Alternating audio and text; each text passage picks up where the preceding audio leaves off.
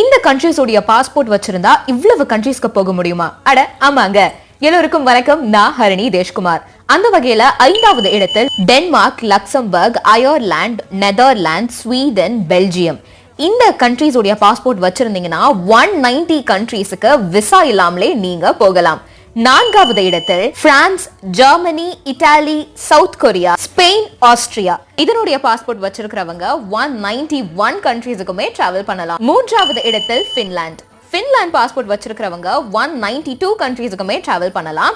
And 2வது இடத்தில் Japan இருக்கு. ஜப்பான் பாஸ்போர்ட் இருக்கிறவங்க 193 கண்ட்ரீஸுக்குமே டிராவல் பண்ணலாம். அது மட்டும் இல்லாம இந்த வருடம் 2025ல சீப்பஸ்டான டிராவல் நீங்க எதிர்பார்க்கறீங்கன்னா கண்டிப்பா ஜப்பான் தான் பெஸ்ட் ஆப்ஷன். 1வது இடத்தில் எந்த கண்ட்ரி தெரியுமாங்க இருக்கு? சிங்கப்பூர். சிங்கப்பூர் பாஸ்போர்ட் வச்சிருக்கிறவங்க 195 கண்ட்ரீஸுக்குமே விசா இல்லாம டிராவல் பண்ணலாம். சோ உங்களுக்கு எந்த கண்ட்ரியோட பாஸ்போர்ட் எடுக்கணும்னு ஆசையா இருக்கு அப்படின்றத காமெண்ட் செக்ஷன்ல சொல்லுங்க.